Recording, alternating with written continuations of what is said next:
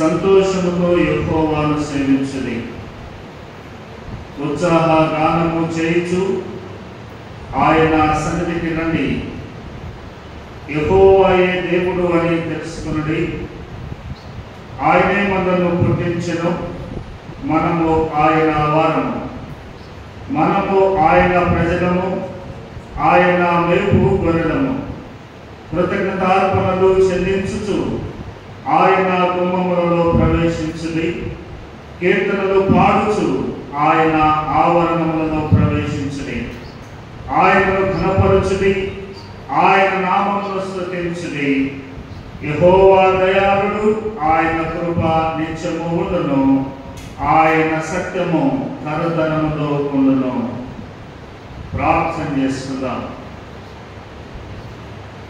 దయా కృప కనికరములు కలిగిన మా పరలోకపు తండ్రి, పరిశుద్ధుడైన మా ప్రభువా, మీ పాదాలకు వందనాలు. గడిచిన దినములన్నీ కృపాక్షేమములు మాకిచ్చి మరి యొక్క మంచి సమయాన్ని, శ్రేష్టమైన సమయాన్ని, జూన్ మాసపు 4వ ఆదివార సమయాన్ని మీరు మాకు ప్రసాదించినందుకే మిమ్మల్ని స్తుతిస్తూ ఉన్నాను. ఈ ఉదయకాలపు వేళ మా ప్రభువా, మీ పాద సముఖంలోకి మేము వస్తూ ఉండగా మమ్మల్ని అందరినీ మీరు జ్ఞాపకం చేసుకోండి. ఆత్మతోనూ సత్యంతోనూ మిమ్మల్ని ఆరాధించుటకును, మీ నామాన్ని ఘనపరచుటకును మీరు మాకు ఇచ్చిన కృపను బట్టి మీకు స్తోత్రాలు. విశేషంగా ఈ పరిశుద్ధ దినాన మీ పాద సముఖంలో చేరి మిమ్మల్ని స్తుతిస్తుండగా మా స్తుతుల పైన ఆశీర్వదనై ఉండండి. రావాల్సినటువంటి సంఘాన్ని మా ప్రభువా మీరు త్వరగా నడిపించండి. ప్రతి వారి మీరు మహిమ తెచ్చుకునండి. పాటలలో, ప్రార్థనలో, వాక్యములో, సమస్తములో కూడా మీ కృప, మీ కాపుదల, మీ ఆధిపత్యములు చూపించండి.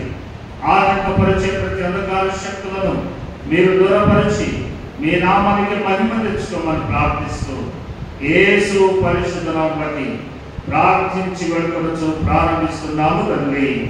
ఆమేన్.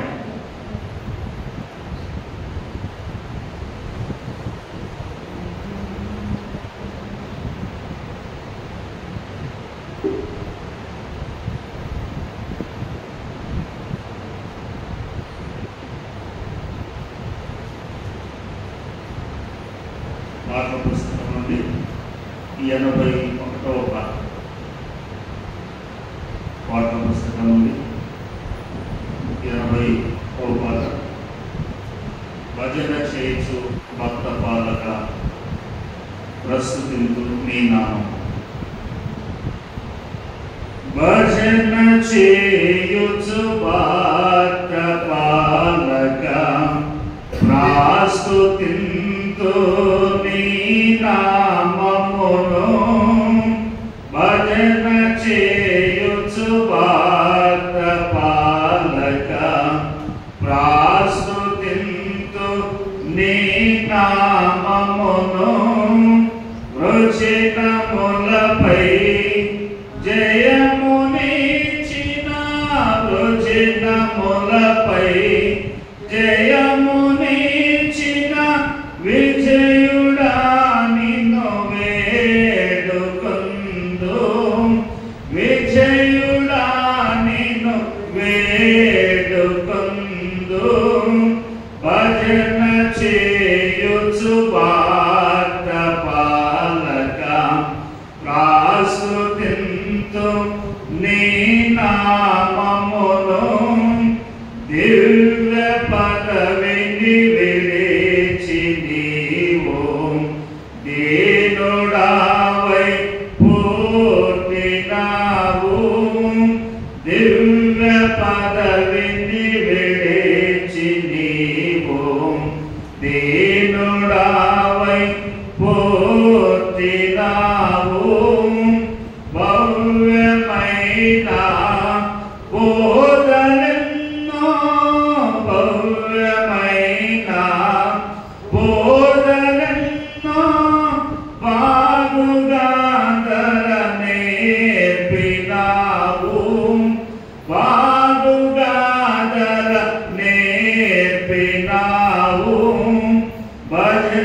చేయుచు భక్త పాలక ప్రాస్తుతింతు నీ నామమును నరుల గావను పరము నుండి ధరకు నీవు వాచినావు నరుల గావను పరము నుండి ధరకు నీవు వాచినావు పరుడనైనా నా కొరకు నీ పరుడనైనా నా కొరకు నీ ప్రాణము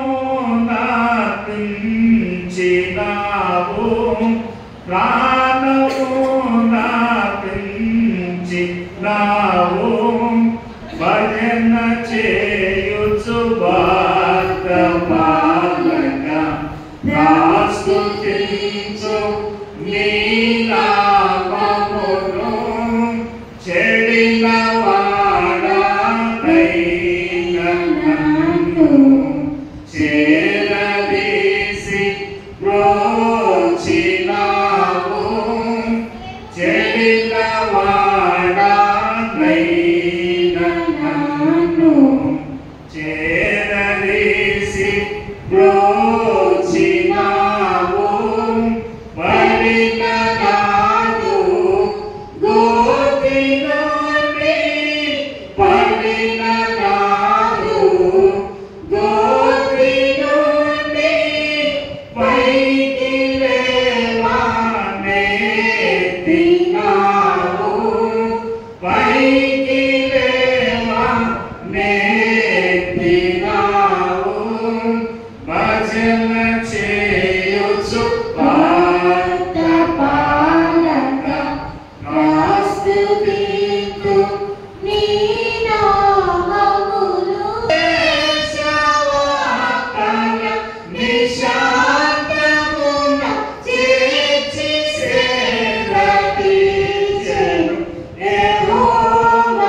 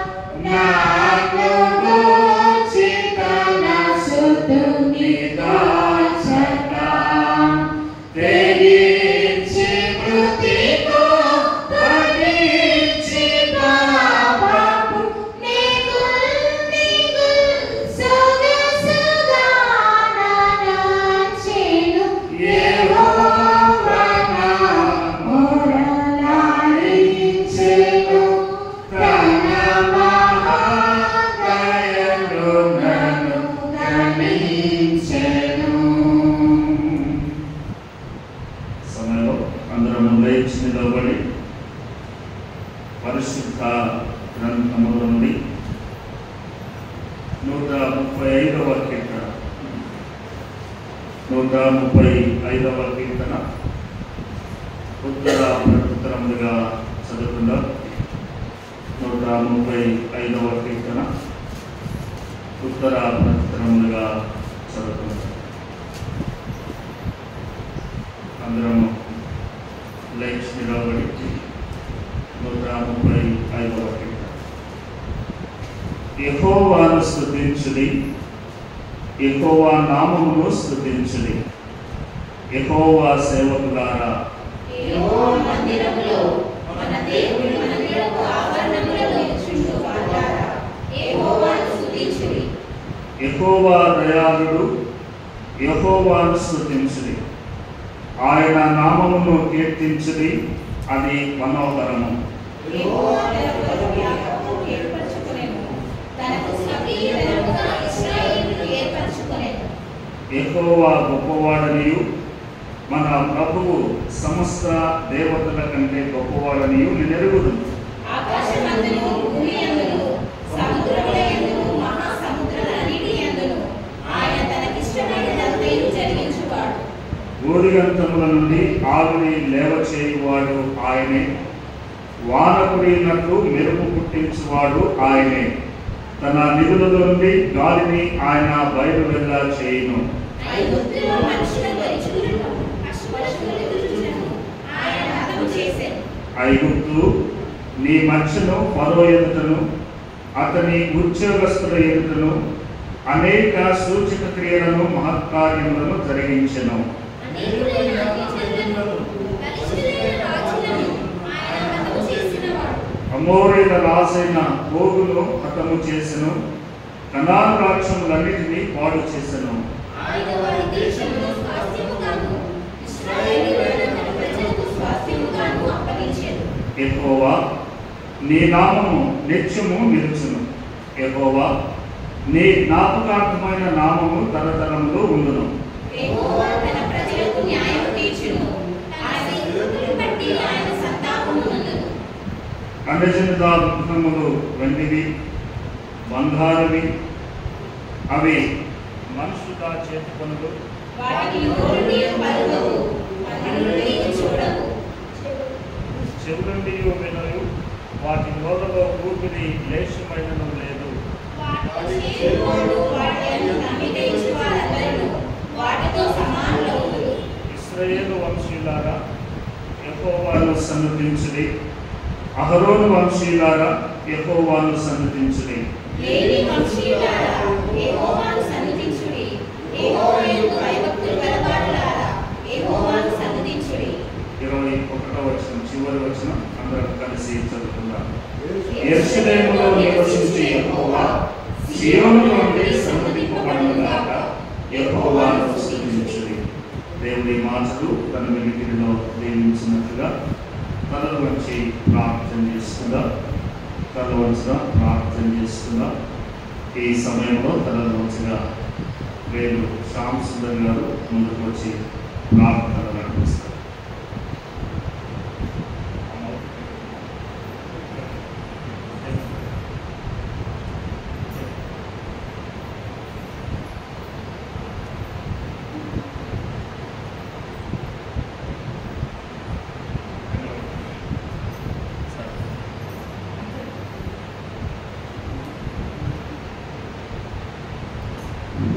ప్రార్థన చేస్తున్నాను.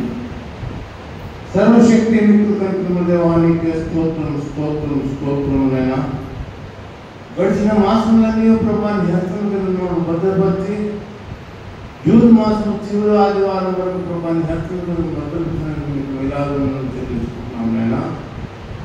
మరొకసారి ప్రభానిను సూచించటకు ఘనపరచటకు మమ్మల్ని ఆలయంలో చేర్చిన విధానాన్ని బట్టి కూడా మీకు వందనం చెల్లించుకుంటున్నాం తండ్రి. మరి చక్కటి వాతావరణాన్ని దయచేసినందుకు మీకు విలాదమైనా మరి వచ్చిన ప్రతి బిడ్డను దీవించి ఆశీర్వదించుంది ఆయన. ఎచ్చటైతే ఒకరిద్దరు కూర్చొని నామాన్ని సృష్టించానన్నారు తండ్రి. ఈ ఆలయ ప్రాంగణం చుట్టూ యొక్క బంగారు కంచులు నాటకం నడుపుతున్నాం నేను. మరి ముఖ్యంగా ప్రభా వచ్చిన ప్రతి బిడ్డను దీవించి ఆశీర్వదించి ఎంతోమంది అనారోగ్యంగా బాధపడుతున్న ప్రతి బిడ్డను దీనికి ఆశీర్వదించి మరి విధంగా వారు వారిని ఆలయంలో సూచించుకున్న పాత్రవాడు దయచేయగలుగుతున్నాను తండ్రి. పెద్దబడిన వాక్యాన్ని దీనికి ఆశీర్వదించున్నాయన నీ దాసుడు వాక్యం ఇచ్చుగా ఆ వాక్యాన్ని ప్రభావ మా హృదయంలో ఉపయోగించిన పరిచే భాగ్యం మాకు దయచేయమని అనుకుంటున్నాను ఆయన. అదేవిధంగా ప్రభావ ఎక్కడైతే వాక్యం ఇష్టపడుతున్నా చెట్టు నేను ఉన్నానన్న తండ్రి ఈ వాక్యం ఈ ఆలయం చుట్టూ యొక్క బంగారు ఖర్చులు నాటి ఆ వాక్యాన్ని మా హృదయంలో ఉపయోగించడం భరించుకొని ఇది మేము వెళ్ళే వరకు మాత్రం నువ్వు నడిపించగలవని మా ప్రభుత్వం వేడుకున్నాను తండ్రి. దయచేసి కూర్చున్నాం. ఇది ప్రత్యేక పాటల సమయం. ఎవరైనా ప్రత్యేక పాట పాడాలనుకున్నటువంటి వారు ముందుకు రావాల్సిందిగా ప్రభుత్వ లేదా కోరుతున్నాం.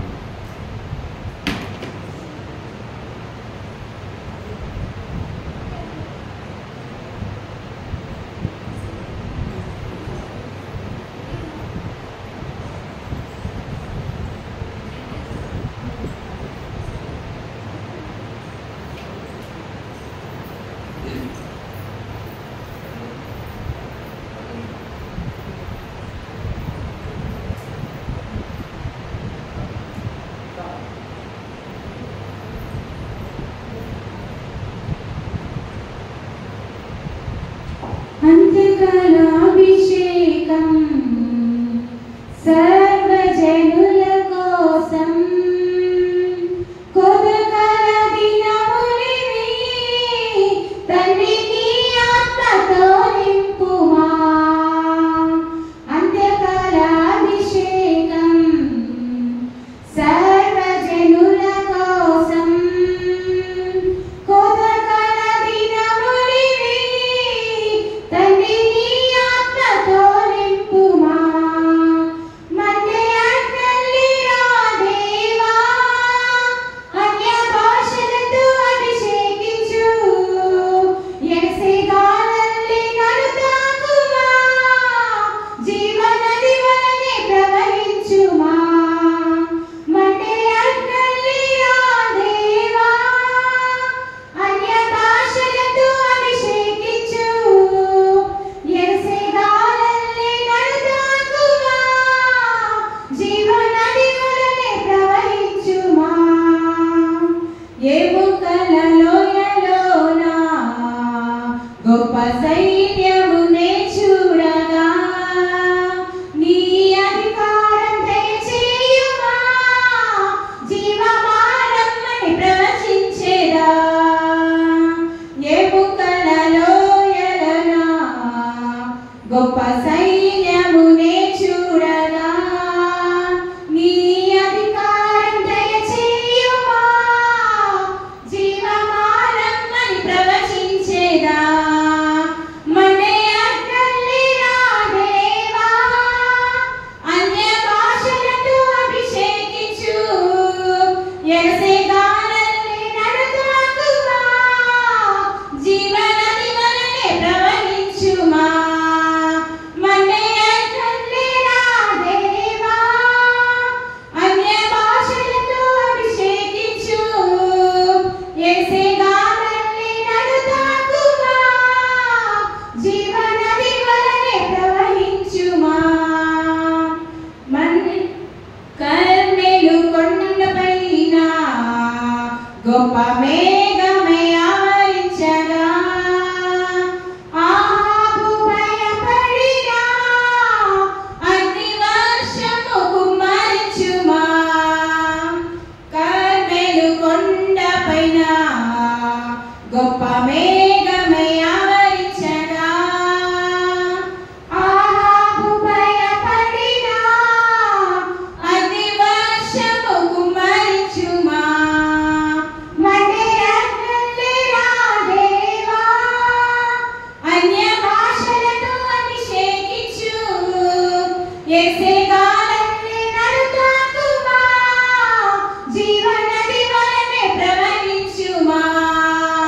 మనే అగ్ని రాదేవా అన్య భాషలతో అభిషేకించు ఎనసేగాలల్లి నడుతాకుమా. జీవనది వలనే ప్రవహించుమా. సీనాయి పర్వతమందు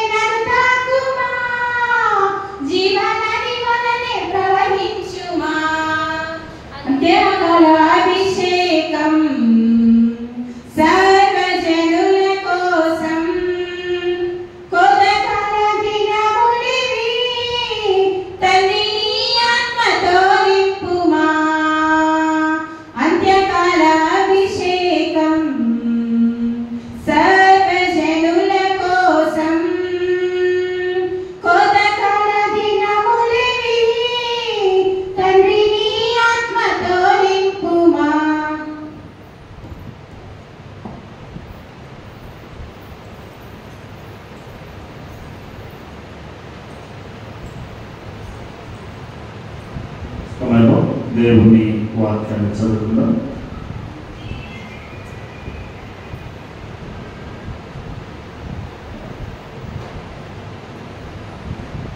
పరిశుద్ధ గ్రంథంలోని లూకా సువార్త 18వ అధ్యాయము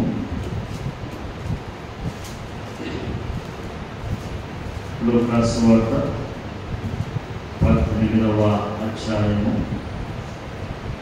18వ వచనం నుండి 27 వరకు గల దేవుని వాక్యాన్ని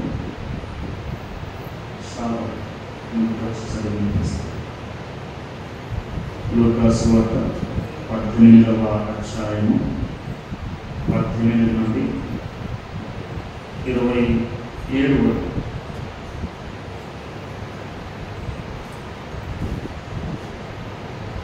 పరిశుద్ధ గ్రంథం నుండి లూకా సువార్త 18వ అధ్యాయం 18 నుంచి 27 వరకు చదువుతుంది.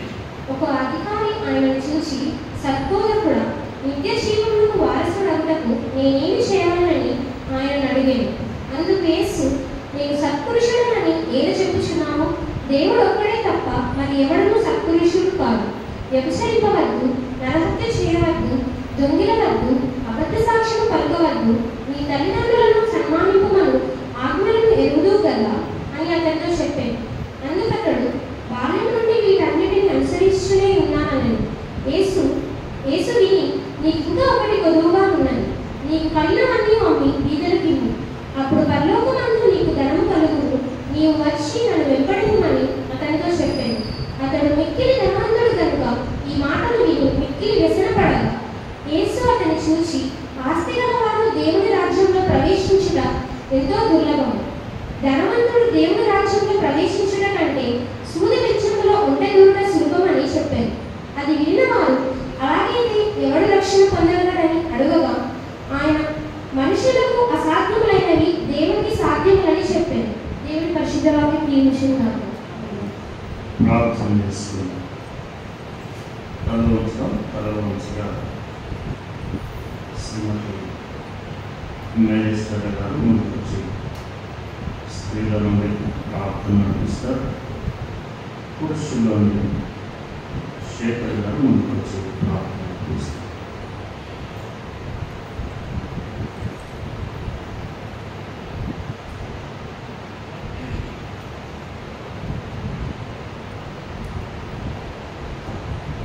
ప్రార్థించుకున్నాను.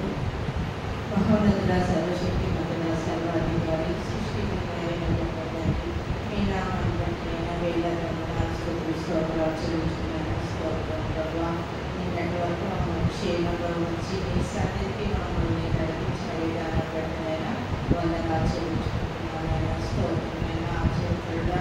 మా జీవితాల్లో ఎన్నో అద్భుతాలు చేయగలిగే దేవుడినైనా చేస్తున్న దేవుడినైనా వేలాదైనా పరిశుద్ధమైన దీనివైనా నేను ఆరాధించగల పరిశుద్ధంగా ఆత్మతో సత్యంతో ఆరాధించడం సేవిస్తున్నాను. స్తోత్రాన్ని ఇంతవరకు పాటల ద్వారా వాక్యాల ద్వారా స్తుతించుకోవడానికి ఆరాధించడానికి ఇచ్చినప్పుడు వందనాలు చెల్లించుకున్నాను. స్తోత్రమైన దైవదీనని ఆశీర్వదించమని నడుచున్నాను తండ్రి. మేమైతే ఖాళీ హృదయాలతో వచ్చామైనా మేము స్వరాన్ని వింటానని ఎంతో ఆశగా వచ్చామైనా స్తోత్రం. నేను ఆటలు వింటే మాకు ఎంతో జీవనైనా సమాధానము నెమ్మది కలిగి జీవితాలను మార్చగల వాక్యంనైనా మా జీవితాలను మార్చండి నైనా. మీకు ఇష్టమైన బిడ్డలుగా ఈ లోపల జీవించే భాగం మాకు అనుగ్రహించమని అడుగుతున్నాను తండ్రి.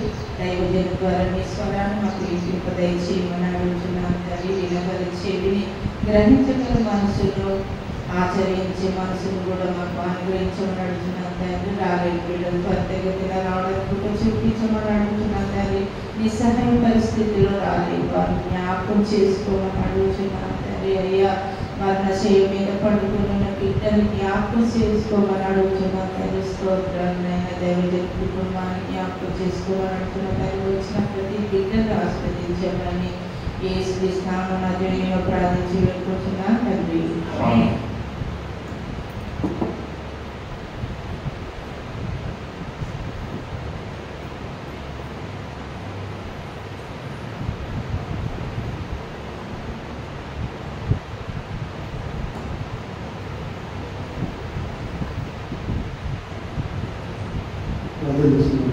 పుట్టగల దేవ దైవం తండ్రి ఈ పాదాలు ఆయన మరోసారి ప్రభు మీ సన్నిధిలో కూర్చోటి చక్కని వాక్యం వినడానికి మా అందరికీ ఇచ్చిన చక్కని సమయాన్ని బట్టి ఉన్నారండి. వచ్చిన పాదాలంతా ప్రభావ మీ ఇతరులను భద్రపరిచి ప్రతి విషయంలోనూ మమ్మల్ని ఆచరిస్తున్న విధానం బట్టి వందనాలండి. ప్రభు మీరు మిమ్మల్ని సృష్టించే ప్రతి సమయం మనసు ముందుకు వందనాలండి. అనారోగ్యంతో రాని బట్టి చక్కని ఆరోగ్యం దయచేయండి. వచ్చిన మా అందరికీ కూడా ప్రభావ ఈ ఆదివారం యొక్క దీవులను మా అందరికీ దయచేయమని ప్రభు యేసుక్రీస్తు నామములో అడిగి వేడుకుంటున్నాం తండ్రి. ఆమేన్. ఈ సమయంలో 678వ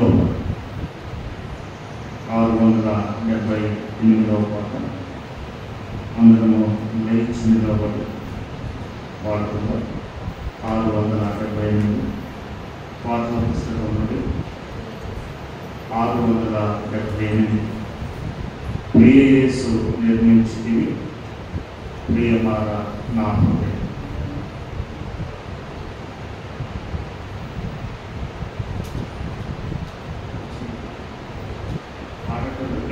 ఆడేవారు దయచేసి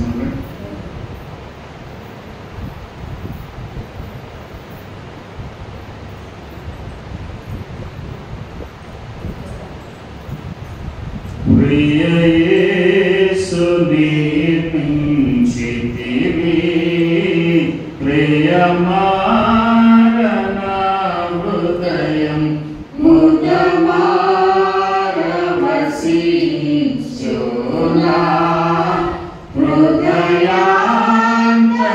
హృదయాంతరంగమున ప్రియ యేసు నిర్మించితివి ప్రియమార నా హృదయం ముదమార వసించునా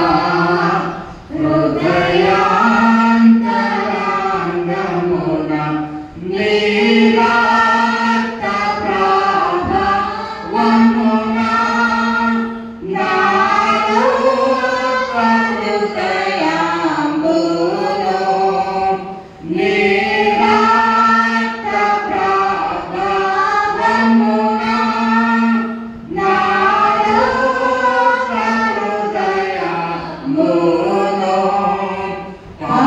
పవిత్ర పరశుము తండ్రి ప్రతి పాపమును కడిగి పవిత్ర పరశుము తండ్రి ప్రతి పాపమును కడిగి ప్రియ యేసు నిర్మించితివి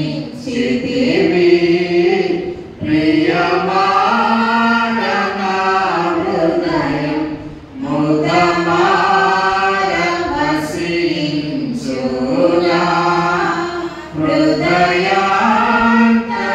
హృదయాంతరంగమున ఆచారరూపుడనైతి నిజాశ్రయము విడచి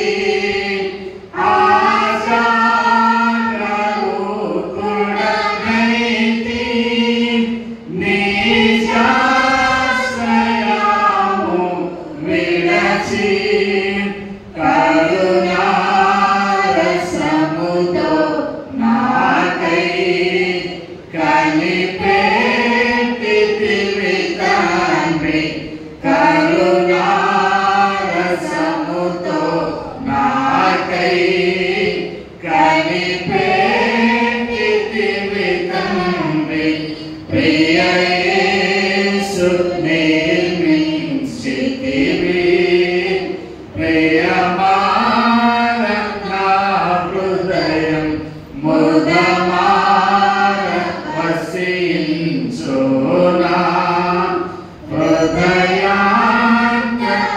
హృదయాంతరంగమున వికసించే విశ్వాసము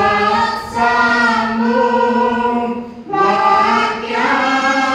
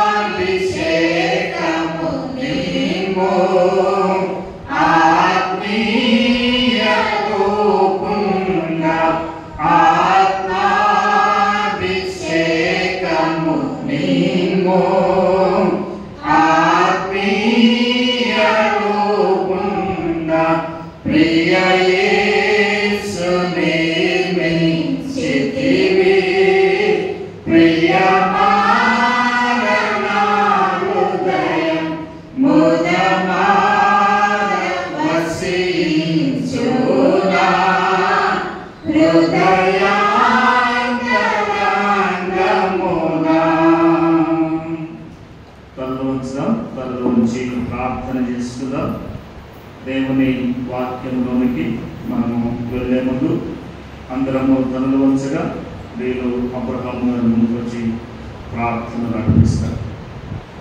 తలలు వంచగా వీరు అబ్రహాము గారి ముందుకు వచ్చి ప్రార్థన నడిపిస్తారు.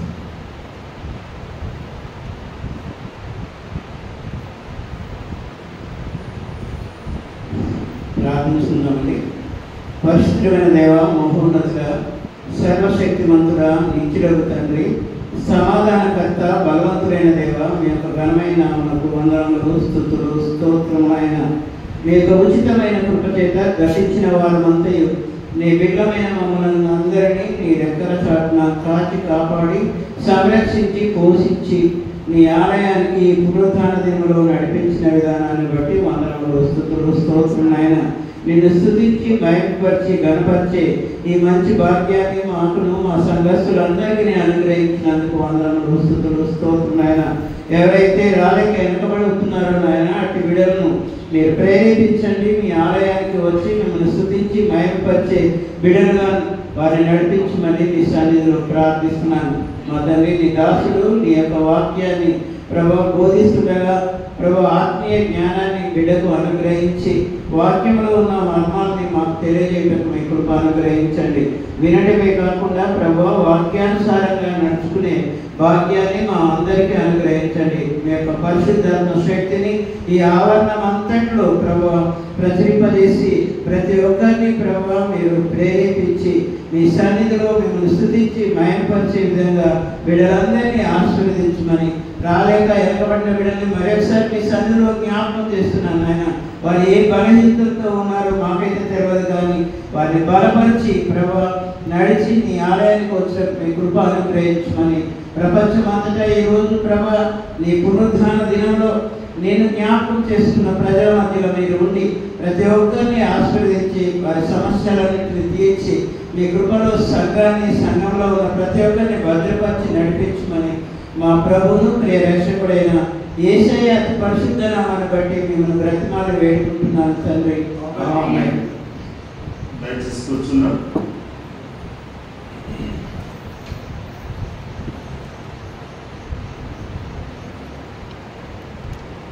క్రీస్తునందు దేవుని ద్వారా దేవుని సంగమ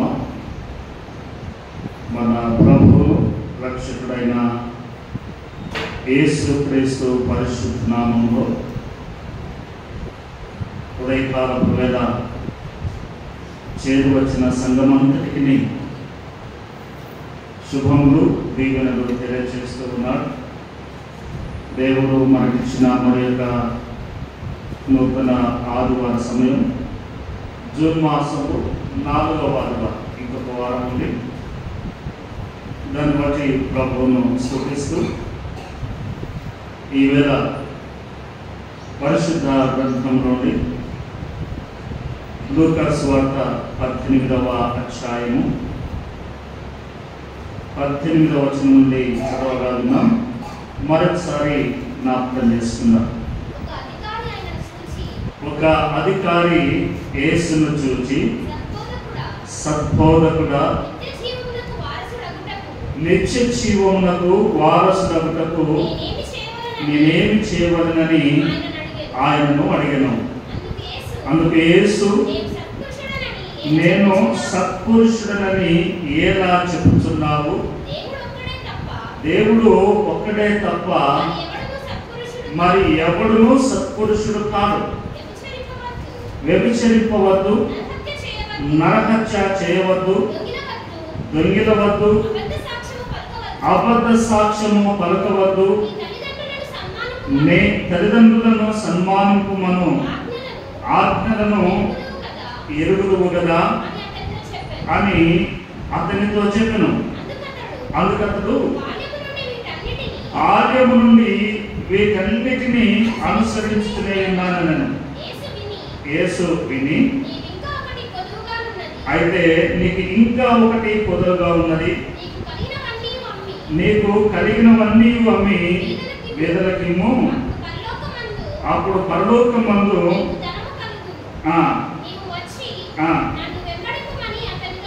చెప్పాను.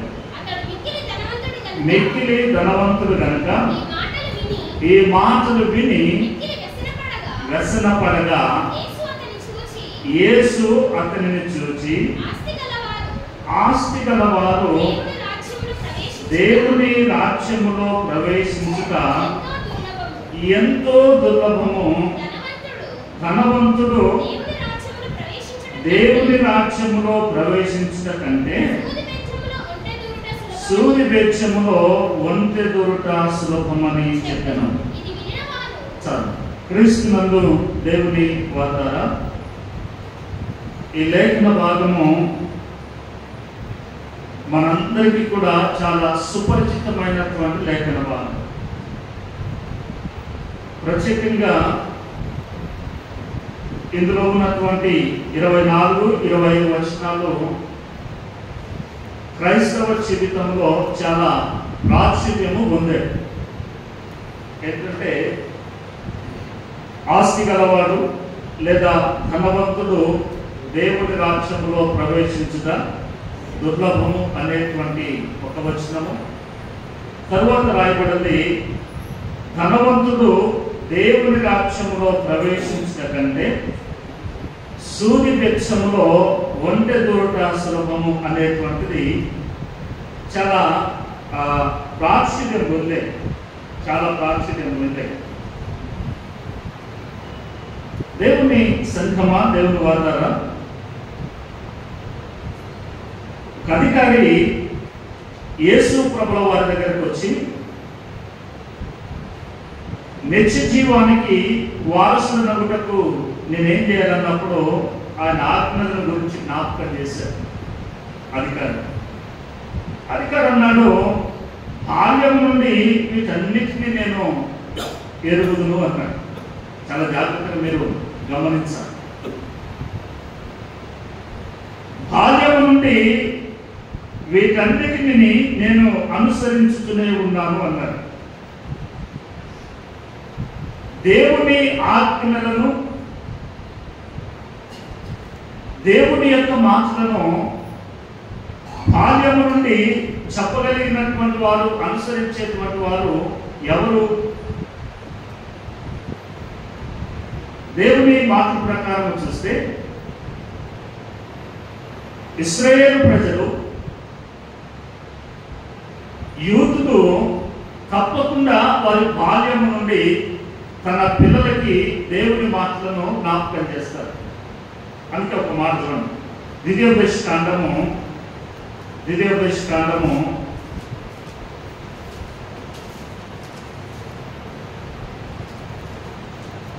6వ అధ్యాయము 7వ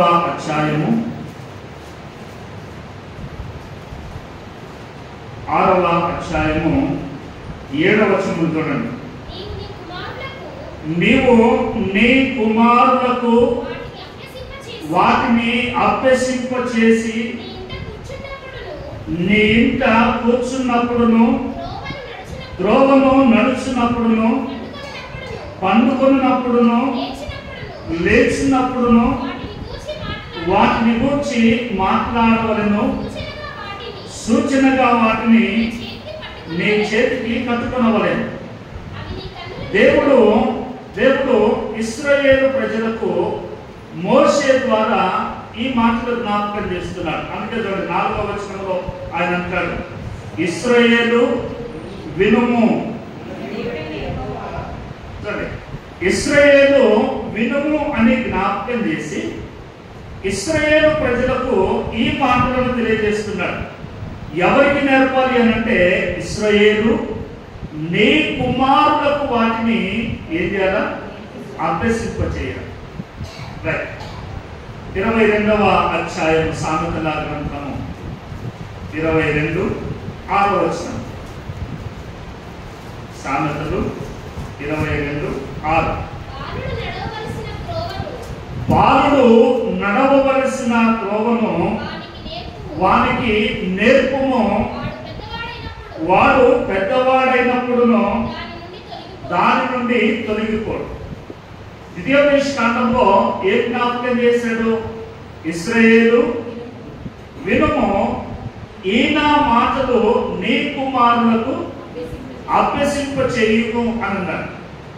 చూడండి 22:6 వచ్చేసరికి బాలుడు పిల్లలు నడవవలసిన త్రోవను వానికి నేర్పు అన్నాడు. ఎవరికంట? పిల్లలకి బాల్యం నుండి వారికి నేర్పినట్లయితే వారు పెద్దవారైనప్పటికీ అందులో నుండి తొలగిపోరు. ఈ 2 మాటలను మీరు గుర్తుపెట్టుకొని తిరిగి లూకా 18లోనికి రండి. లూకా 18లోనికి వస్తే 18:21 రండి.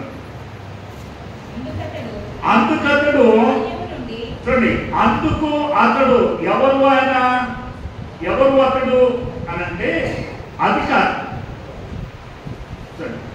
ఈ అధికారి అనబడినటువంటి ఆ మనుషుడు బాల్యము నుండి నీవు చెప్పిన వాటినన్నిటినీ అనుసరించుతూనే ఉన్నాను అన్నాడు. అంటే ఈ అధికారి ఎవరికి చెందినవాడు అని మనం ఆలోచన చేస్తే ఈ మాటల ప్రకారము ఇశ్రాయేలు సంతతికి చెందినటువంటి వాడు, దేవుని ప్రజలకు చెందినటువంటి వాడు. అందుకే యేసు ప్రభువు వారి దగ్గరకు వచ్చి నిత్య జీవమునకు వారసులకు నేను ఏం చేయాలి అనగానే ప్రభు ఇవన్నీ చెప్పాడు. దేవుడిని ప్రేమించాలి, గౌరవించాలి, నరహత్య చేయొద్దు, దొంగిలించవద్దు, అబద్ధ సాక్ష్యం పలకొద్దు, నీ తల్లిదండ్రులను సన్మానించాలి, ఇవన్నీ చెప్పాడు. చెప్పగానే ఈయన అన్నాడు, మాకు బాల్యం నుండి మా కుటుంబాల నుండి బాల్యం నుండే మాకు నేర్పుతారు కనుక నేను వీటిని బాల్యం నుండి నేను అనుసరిస్తున్నాను అన్నాడు. అందుకనే ప్రభు వెంటనే ఈ మాట అన్నాడు 22లో. అయితే యేసు ఈ మాట విని నీకు ఇంకొకటి కొదువగా ఉంది, నీకు ఇంకా ఒకటి కొదువగా ఉన్నది అని చెప్పి యేసు ప్రభువు వారు అన్నారు, నీకు కలిగినవన్నీ అమ్మి పేదలకిమ్ము, అప్పుడు పరలోకమందు నీకు ధనము కలుగును, నీవు వచ్చి నన్ను వెంబడుకుమని అతనితో చెప్పాను. అతడు మిక్కిలి ధనవంతుడు కనుక ఆ మాటలు విని మిక్కిలి వ్యసనపడగా యేసు ప్రభుల వారు ఆస్తి గలవారు లేదా ధనము గలవారు దేవుని రాజ్యంలో ప్రవేశించిన దుర్లభము అని. దేవుని వల్ల ఈ మాటలను చాలా జాగ్రత్తగా మనము జ్ఞాపకం చేసుకోవాలి. నేను అందుకే పదే మీకు జ్ఞాపకం చేస్తాను. పదే నేను ప్రూఫ్స్ అనగా బైబిల్ గ్రంథంలో ఉంటే ఏదైనా మీకు చూపించి నేను మాట్లాడతాను. ఎందుకంటే బైబిల్ ఏదైనా ఒక ప్రశ్న వేసింది అని అంటే దానికి జవాబు కూడా బైబిల్లోనే ఉంటుంది. ప్రశ్న వేస్తే దానికి జవాబు కూడా బైబిలే చెబుతుంది. జవాబు నీ మాటలు నా మాటలు కాదు. జవాబు నీ మాటలు నా మాటలు కాదు. నేను అందుకే నేను జ్ఞాపకం చేస్తాను. నా మాటలు చాలా మందికి ఎందుకు ఎక్కువగా ఇష్టపడను అని అంటే, నేను నీతి మాటలు చెప్పను. నీతి మాటలు మీరు ఎట్లుండండి, మీరు అట్లుండండి నేను చెప్పను. ప్రభు నన్ను ఏర్పాటు చేసింది జీవ గ్రంథములో వ్రాయబడినటువంటి సంగతులను తెలియచెప్పడానికి. జీవ గ్రంథములో వ్రాయబడినటువంటి సంగతులను తెలియచెప్పడానికి. నీతి మాటలు లేదా మనుషులకు ఇష్టమైనటువంటి మాటలు చెప్పడానికి నాకు ఆ రూట్ ఇవ్వాలి ప్రభు. ఎక్కడైనా ఒక సమస్య వచ్చింది, కుటుంబంలో సమస్య వచ్చింది, లేదా ఇద్దరు వ్యక్తుల మధ్య సమస్య వచ్చింది, నన్ను పిలుస్తారా? సార్ రండి, మీరు వచ్చి మాకు పంచాయతీ అని చెప్తారా? పిలుస్తారా? పిలవరు. అక్కడికి ఏమంటారంటే ఐదారు ఎందుకు అంటారు. అక్కడికి ఎవరు కావాలా? పెద్దలు కావాలి. చూడండి, అక్కడ నీతులు చెప్పడానికి అవి చెప్పడానికి పెద్దలు కావాలి. అక్కడికి రవిజన్ రాదు. మరి అక్కడ అవసరం లేనటువంటి ఆ మనుషులు ఇక్కడ నీతులు ఎందుకు? ఇక్కడ దేవుని మాటలను మాత్రమే. ఎందుకు అనంటే, దేవుని మాటలను బోధించవలసినటువంటి మనుషులు దేవుని మాటలను విడిచి లోక సంబంధమైనటువంటి మాటలను బోధిస్తూ ఉండగా, నేటి ఆధునిక క్రైస్తవుడు ఇన్ని సంవత్సరాల ఆధ్యాత్మిక జీవితం కలిగినటువంటి క్రైస్తవుడు, ఎన్ని సంవత్సరాల యేసు ప్రభు సాహచర్యము కలిగినటువంటి దేవుని పిల్లలు బైబిల్ను వచ్చినటువంటి అవగాహన కలిగి ఉండడం లేదు. ఎందుకంటే అందరూ నీతి మాటలు చెప్పుకుంటూ పోతూ ఉన్నారు. ఇది నాన్న, ఈ మాటలను కూడా నేను జ్ఞాపకం చేయడానికి గల కారణం. ఇక్కడ యేసు ప్రభువు ఆ అధికారి వచ్చి బాల్యం నుండి నేను వీటన్నిటిని అనుసరిస్తూ ఉన్నాను, అయితే నీకు ఇంకొకటి పొదువుగా ఉన్నదని యేసు ప్రభువులో వారు అంటూ, నీకున్నటువంటి ఆస్తి ధనమంతా కూడా అమ్మి పేదలకు నీవు పంచుము అన్నారు. పేదలకు ఇచ్చే అన్నారు. అనగానే ఆ మనుషులకి ఇష్టపడ్డా. దీని మీద కూడా చాలా మంది చాలా రకాలుగా మాట్లాడుకుంటారు. చాలా మంది చాలా రకాలుగా మాట్లాడుకుంటారు. తర్వాత నాడు యేసు ప్రభుల వారు ఆస్తి గల వారు దేవుని రాజ్యంలో ప్రవేశించట ఎంతో దుర్లభము అని అన్నాడు. మరి బైబిల్ గ్రంథాన్ని మనం పరిశీలన చేస్తే బైబిల్ గ్రంథంలో ఎంతో మంది ఆస్తి కలిగినటువంటి వారు ఉన్నారు.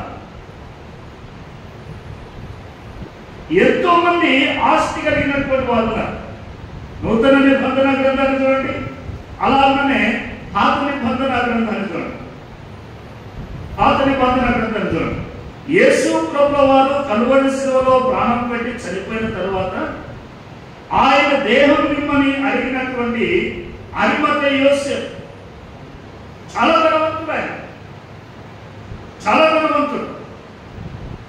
ధనవంతుడు కనుక ఆ యెరూషలేము ప్రాంతంలో గడిచిన దినాల జ్ఞాపకం చేశాను. ప్రారంభ 10 మందిలో టాప్ 10 ధనవంతులలో అరిమతయి యోసేపు రుణము ద్వారా పిలాతు దగ్గరికి వెళ్ళి ఆయన అడిగాడు, అయ్యా ఆయన దేహం నాకు ఇవ్వు అని. మిగతా ఎవరు వెళ్ళి అడగలేదే. మరి ఆయన సంగతి ఏమిటి? ఆయన ధనవంతుడు, పిలాతు అరిమతయి యోసేపు ధనవంతుడు, మరి దేవుని రాజ్యంలో ఆయనకు స్థానం లేదా? ఉంది అని మీరు ఎట్లా చెప్తారు? నేను ఇలాగంటున్నానని మీరు అలాగంటున్నారా?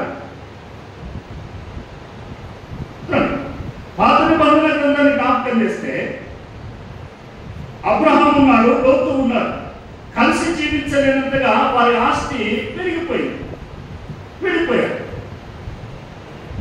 అలాగనే యోబు ప్రార్థన చేస్తాం. ఆ పరిసర ప్రాంతాల్లోనే అంత ధనవంతుడు లేడు అన్నారు. మరి ఆయన సంగతి ఏమిటి? పిల్లరా, ఈ మాటలను యేసు ప్రభుల వారు పలికారు. యేసు ప్రభుల వారు ఈ మాటలను జ్ఞాపకం చేశారు అని అంటే there is a internal meaning. అక్కడ ఏదో ఒక అంతరంగ రహస్యము దాచబడి ఉంది. దాచబడ్డం కాదు, అది ఉంది, దాన్ని మనం తెలుసుకోవాలి. అది ఉంది, దానిని మనం తెలుసుకోవాలి. యేసు ప్రభువు వారు అన్నారు, ఆ మనుషులు చూసి మిక్కిలి ఆ మనుషులు వ్యసనపడగా ఆస్తి గలవాడు దేవుని రాజ్యములో ప్రవేశించుట ఎంతో దుర్లభము. ధనవంతుడు దేవుని రాజ్యములో ప్రవేశించుట కంటే సూది వెచ్చములో ఒంటె దూరుట సులభము అన్నాడు. ఇది సాక్ష్యమా? సూది వెచ్చములో ఒంటె దూరుట సులభమా?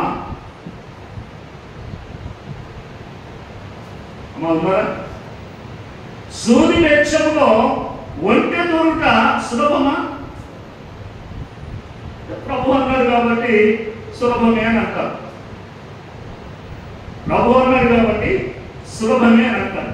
కానీ ఆనాడు ఉన్నటువంటి ఆ యెరూషలేము, ఆ దేశపు యొక్క కట్టడాలు, ఆ చుట్టూ ఉన్నటువంటి పట్టణ ప్రాకారంలో జ్ఞాపకం చేస్తే ఎక్కడ ఏ పట్టణం యొక్క ప్రాకారం లేదా గేట్లు ఉన్నప్పుడు గేట్లలో ఈ విధంగా ఉండేది.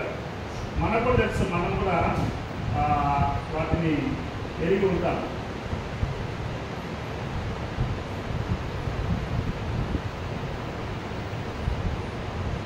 ఇవి రెండు గేట్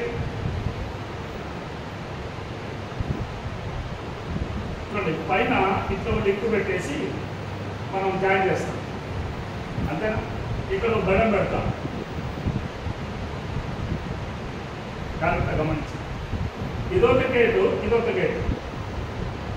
ఒకవేళ బయట తీసుకుని వెళ్ళాలనుకుంటే ఇది తీసి ఒకటి ఓపెన్ చేసుకుంటే లోపలికి వెళ్ళిపోతాం, ఒకటి తీసుకుంటే లోపలికి వెళ్ళిపోతాం.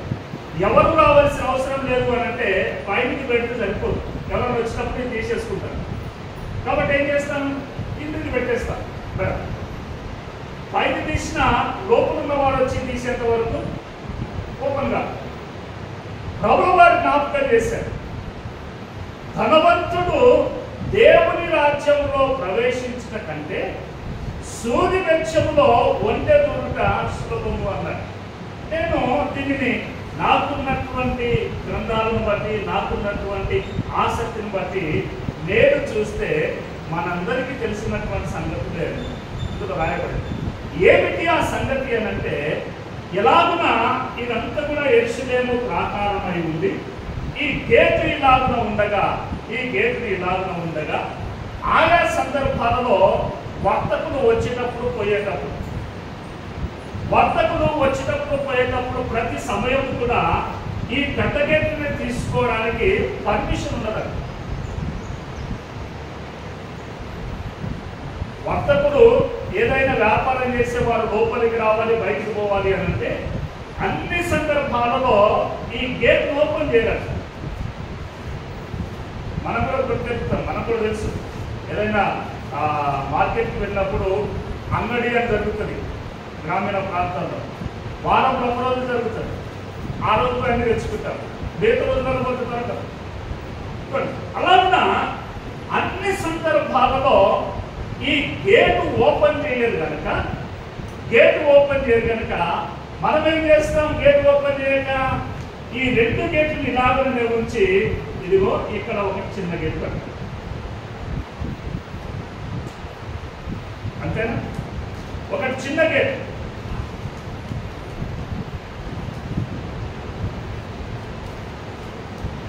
ఈ రెండు పెద్ద గేట్లు అలాగే ఉంటాయి. ఈ చిన్నది ఈ రెండింటికి మధ్యలో ఒక దానికి ఈ చిన్నది పెడతాను. ఈ రెండు వేసే ఉంటుంది, కానీ లోపలికి వెళ్ళాలనుకున్నటువంటి వారు దీనికి తీసుకొని వెళ్తాము. యేసు ప్రభుల వారు మాట్లాడుతూ ధనవంతుడు దేవుని రాజ్యంలో ప్రవేశించిన కంటే సూది బెచ్చములో ఒంటె దురుట ఇందులో వెళ్ళిపోవచ్చు.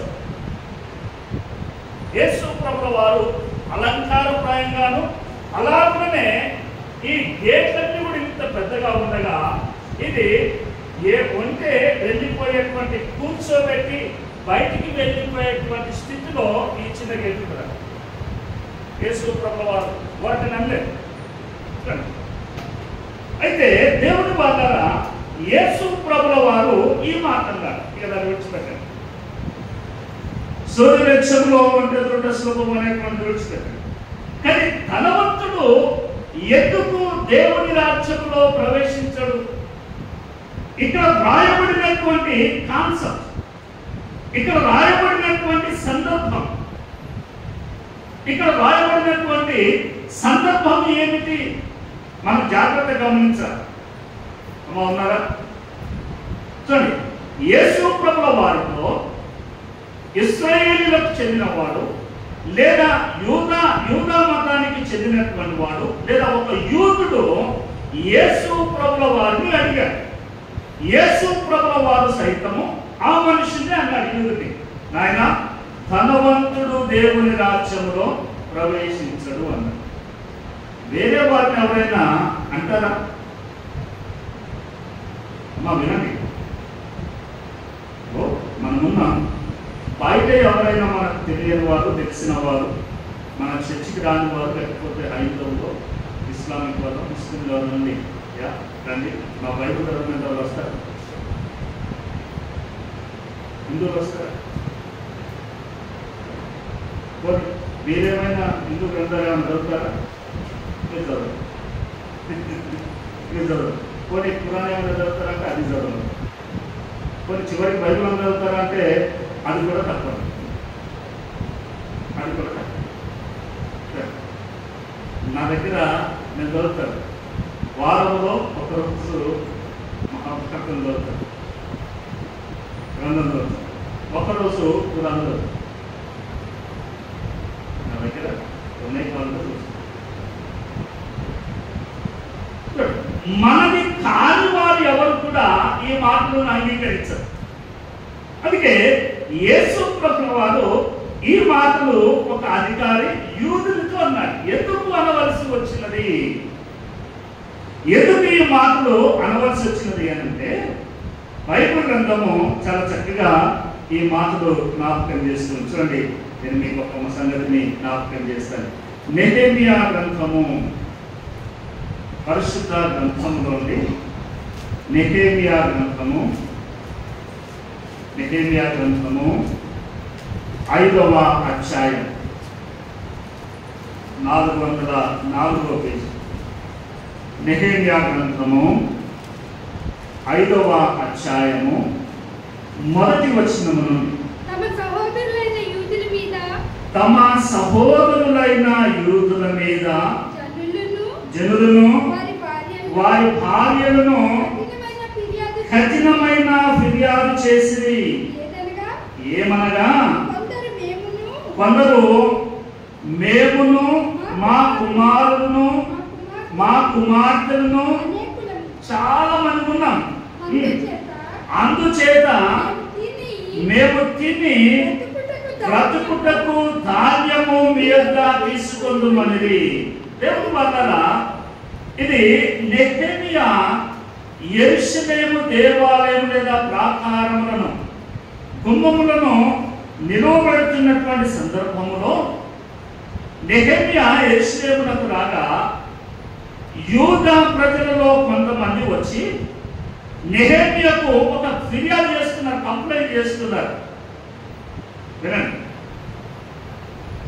నెహెమియాకు యూదులైనటువంటి ప్రజలు యూదుల మీద నెహెమియాకు ఫిర్యాదు చేస్తూ ఉన్నారు. అర్థమవుతుందా? నెహెమియా గుమ్మములను ఆయన నిలవబెట్టడానికి బబులోను నుండి రాగా ఆయన దగ్గరికి కొంతమంది యూదులు ఆయన దగ్గరికి వచ్చి తమ సహోదరులైన యూదుల మీదనే ఫిర్యాదు చేస్తున్నారు. యూదుల మీద యూదులే ప్లస్ యూదులు ఎవరెవరు కాదు, యూదుల మీద యూదులే ఫిర్యాదు చేస్తున్నారు. ఏమిటి ఆ ఫిర్యాదు అని అంటే, అయ్యా నేనేం చెప్తున్నాను, అయ్యా మేము ఆకలి చేత ఉన్నాము, మేము ఆకలి చేత ఉన్నాం, మా కుటుంబాలు చాలా వరకు పెద్దవి, మా కుటుంబాలు చాలా వరకు పెద్దవి, మేము ఆకలి చేత ఉన్నాము కనుక మా ఆకలిని తీర్చుకోవడానికి, మేము ఆకలి తీర్చుకోవడానికి ఏదైనా తిని బ్రతకడానికి ఇదిగో యూదులలో ఉన్నటువంటి పెద్దల దగ్గరికి వెళ్ళి మేము కొంత ధాన్యము తీసుకుంటామని అడిగాం. ఆకలిని తీర్చుకోవడానికి యూదుల దగ్గరికి వెళ్ళి ధాన్యము తీసుకుంటామని అడిగారు. అందుకే పిల్లరా, ఆకలి చాలా భయానకమైనటువంటి ఆకలి ఎంతటి వారినైనా ఏ స్థితికైనా తీసుకుని వస్తుంది. ఆకలిని మించినటువంటి భయంకరమైనది వేరే లేదు. ఆకలి అనేటువంటిది చాలా భయంకరమైనది. అందుకే ప్రపంచంలో సోమాలియా లాంటి దేశాలలో ఇంకా చాలా ఉన్నాయి, ఆఫ్రికా ఖండంలో చాలా దేశాలు ఉన్నాయి. సరైనటువంటి భోజనం లేదు, లేదు. వారికి కావలసినటువంటి భోజనాల్లో కావలసినటువంటి ఆరోగ్య సంబంధమైనటువంటివి లేక చాలా మంది బలహీనులుగా ఉండిపోతారు. అంతెందుకు, నల్గొండ జిల్లాలో గడిచిన 15 సంవత్సరాల క్రితం చూస్తే ఫ్లోరైడ్ వాటర్, సున్నపు నీరు అవి తాగితే 40 ఏళ్ళ వాడు కూడా దగ్గరగా 3 నుండి 4 సంవత్సరాల వయసు అంత ఎత్తు కలిగే ఉన్నారు. 40 ఏళ్ళ వయసు కలిగినటువంటి ఆ యవనస్తుల్ని ఆ తల్లి సంకనేసుకుని నడుస్తూ ఉంది నల్గొండ. ఎంత బాధ అనిపిస్తుందో. అలాగే ఆకలి శక్తము మనుషుల్ని చాలా వేదనకు గురి చేస్తుంది.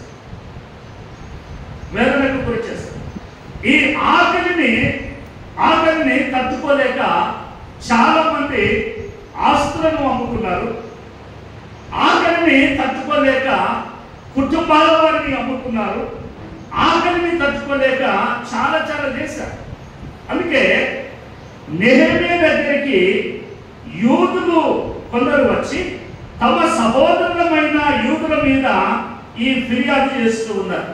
చూడండి 2వ వచనంలో 2వ లైన్, అందుచేత నేను తిని బ్రతుకుటకు ధాన్యము మీ యొద్ద పొందుమనిది. ఎందుకు ధాన్యము కొనవలసి వచ్చిందనంటే 3వ వచనంలో రాస్తాడు, క్షామమున్నందున. కొందరేమో చూడండి మేము తిని బ్రతకడానికి ధాన్యం కొంటామన్నారు. మరికొంతమంది ఎందుకు వచ్చారు అని అంటే క్షామము అనగా కరువు ఉన్నందువలన వీళ్ళేం చేశారట, మా భూములను, ద్రాక్ష తోటలను, మా ఇళ్లను కుదువ పెట్టి కనుక మీ యొక్క ధాన్యము తీసుకొందుమని. అమ్మా అంటున్నారా, కొంచెం జాగ్రత్త. కొందరికి ఆకలి వేసి ధాన్యం ఇవ్వడానికి వెళ్ళారు. మరికొంతమంది కరువు ఉన్నందువలన వీరు వారికి కలిగినటువంటి భూములను, తోటలను, ఇళ్లను కుదువ పెట్టి ధాన్యం తీసుకుని వస్తున్నారు. 3వ వర్గం ఉంది 4వ వచనంలో, మరికొందరు రాజుగారికి పన్ను చెల్లించుటకై మా భూముల మీదను, మా ద్రాక్ష తోటల మీదను మేము అప్పు చేశాం.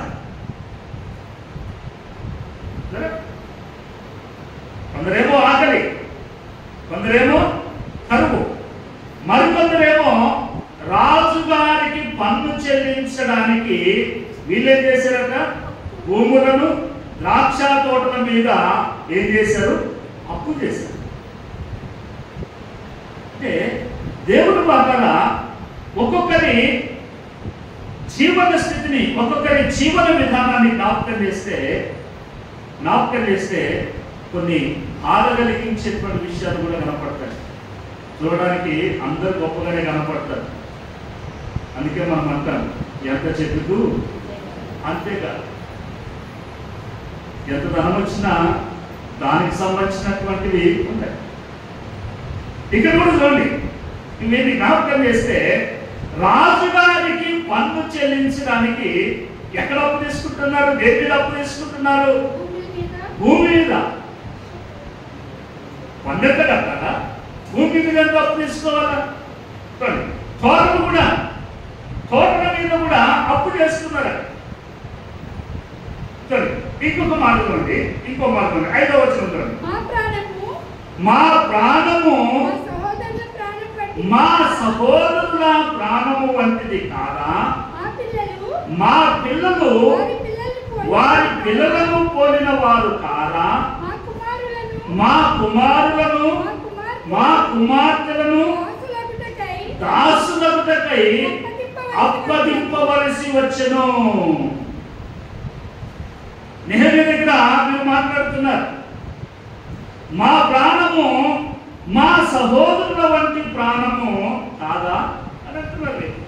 ఎవరి ప్రాణము చూడండి, యూదులు అంటున్నారు, మా ప్రాణము మా సహోదరుల వంటి ప్రాణము కాదా. ఇద్దరు వాళ్ళే, ఇద్దరు యూదులే, అన్నదమ్ములే. వీరికి కరువు వచ్చింది, వీరు ధనం ఉంది వీళ్ళ దగ్గర. కరువు వీరికి వచ్చింది, ధనము వీళ్ళ దగ్గర ఉంది. వీళ్ళ దగ్గర ధనముతో పాటుగా ధాన్యము ఉంది, ఇవన్నీ ఉన్నాయి. వీళ్ళు ఒక్కొక్కటి తీసుకుని వచ్చి వీళ్ళకి తాకట్టు పెట్టి అప్పు చేసి ధాన్యం కొనుక్కొనిపోతున్నారు. భూములను అమ్మేశారు, ద్రాక్ష తోటలను అమ్మేశారు, వారి కలిగినటువంటి ఇళ్లను సైతము అమ్మేస్తున్నారు, కుదువ పెడుతున్నారు. ఇవన్నీ చేస్తూ చివరికి మీరు అంటారు, ఏమయ్యా మా ప్రాణము మా సహోదరుల వంటి ప్రాణము కాదా అని చెప్తూ ఇంకొక మాట ఏం జ్ఞాపకం చేశారు అని అంటే, ఇక్కడ చూడండి 5వ వచనంలో చూడండి, మా కుమారులను మా కుమార్తెలను దాసులగుటకై అప్పగింపవలసి వచ్చెను. దాసులు అనగా యూదుల కుటుంబములో నుండి యవన కుమారులను యవన కుమార్తెలను యూదుల కుటుంబాలలోనే అనగా తన పొరుగు వారి కుటుంబాలలోనికే దాస్యము చేయడానికి వినిపించేశారు. ఇవ్వకపోతే ఆకలితో అలమటించిపోతారు, ఇవ్వకపోతే ఆకలితో అలమటించిపోతారు, చనిపోతారు. అందుకే వీరు ఆకలిని తీర్చుకోవడానికి, వారికి ఉన్నటువంటి అప్పులు చెల్లించుకోవడానికి, వారికి ఉన్నటువంటి కరువును తీర్చుకోవడానికి యూదులు భూములను, ద్రాక్ష తోటలను, ఇండ్లను, వారి సంతానములను సైతము మరి యొక్క యూదుల దగ్గర దాసులనుగా ఉంచారు. అయితే 1 సంవత్సరము లేదా 2 సంవత్సరాలు లేదా కొంత కాలానికి ఎత్తుపోయిన వారు అటు వెళ్ళిపోతే పాపం. ఇది ఇలాగనే కొనసాగుతూ ఉంది. ఉండగా నెహెమ్యా వారి మధ్యకి రాగానే కొంతమంది తమ సహోదరుల మీద ఫిర్యాదు చేస్తున్నారు. ఏంటండి, మేము అప్పు తీసుకుంటే అప్పు చెల్లించలేదంట, భూములను కుదవ పెడితే ఇంకా కాలేదంట, వడ్డీ తీసుకుంటున్నారు, ఇవన్నీ చేస్తున్నారు. చివరిగా మా పిల్లలను సైతము దాసులుగా వారు పెట్టుకుంటున్నారు. ఇది వారికి ఏమైనా న్యాయమా? ఇదిగో మీరే న్యాయం చెప్పండి అని చెప్పి నెహెమ్యాకు యూదులు తమ యూదులైనటువంటి వారి మీద ఫిర్యాదు చేస్తూ ఉన్నారు. దేవుడు వాతారా చూడండి, ఒకడేమో బలహీనుడు అవుతున్నాడు, ఒకడేమో బలహీనుడైపోతున్నాడు ఆర్థికంగా తర్వాత కుటుంబ పరంగా అన్ని రంగాలలో ఒకడేమో బలహీనుడైపోతున్నాడు, ఉన్నవాడేమో ఇంకా ధనవంతుడైపోతున్నాడు. ఉన్నవాడు అనేదానికంటే ఈ యూదులు ఎవరైతే తమ దగ్గరికి అప్పు కొరకు వచ్చారో వారిని అనగదొక్కుతూ ఉన్నారు. ఇది అసలు విషయం. వారిని అనగదొక్కుతూ ఉండగా ఈ బాధను భరించలేక నెహెమ్యాకు ఫిర్యాదు చేశారు. అప్పుడు నెహెమ్యా చూడండి వారి మధ్యలోకి వచ్చి ఆయన మాట్లాడతారు. 5వ అధ్యాయము 7వ వచనం. 6వ వచనం కొడుతున్నా.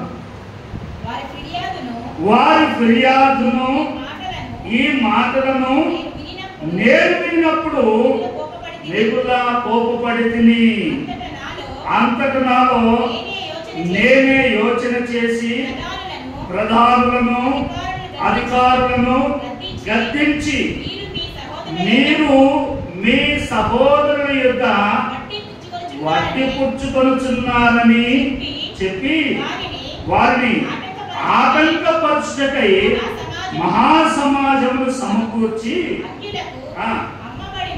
అన్యులకు అమ్మబడిన మా సహోదరులైన యూదులను మా శక్తి కొలది మేము విడిపించితిమి. చూడండి, మీరు మీ సహోదరులను అమ్ముదురా? చూడండి, మీరు మీ సహోదరులను అమ్ముదురా? వారు మనకు వారు ఎవరిని అమ్మనివ్వంటున్నారు? ఇక్కడ మనం జ్ఞాపకం చేసుకోవాలి. ఎవరిని కొంటున్నారు అని అంటే అమ్మేదేమో సహోదరుడే, కొనేవారు కూడా సహోదరుడే. అమ్మేది సహోదరుడే, కొనేవాడు కూడా సహోదరుడే. అందుకే నెహెమ్యాకు కోపం వచ్చేసింది. ఇదేంటి, మీ సహోదరులు ఆకలిమని ఉంటే కదా వారి మీ దగ్గరికి వచ్చింది. మీ సహోదరులు ఆకలిమని ఉంటే కదా మీ దగ్గరికి వచ్చింది. మళ్ళా లూకా చూడండి, లూకా సువార్తలు చూడండి. లూకా 18వ అధ్యాయము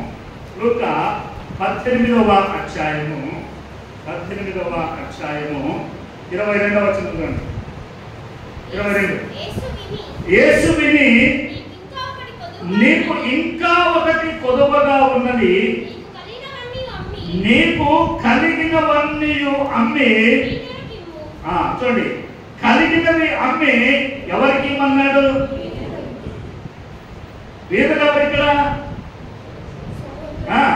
పేదలు ఎవరు అని అంటే సహోదరులే. చూడండి, పేదలు ఎవరు అని అంటే తమ సహోదరులే. చూడండి, పేదలు అనగా ఇంకొక మాట కూడా జ్ఞాపకం చేసుకోవాలి.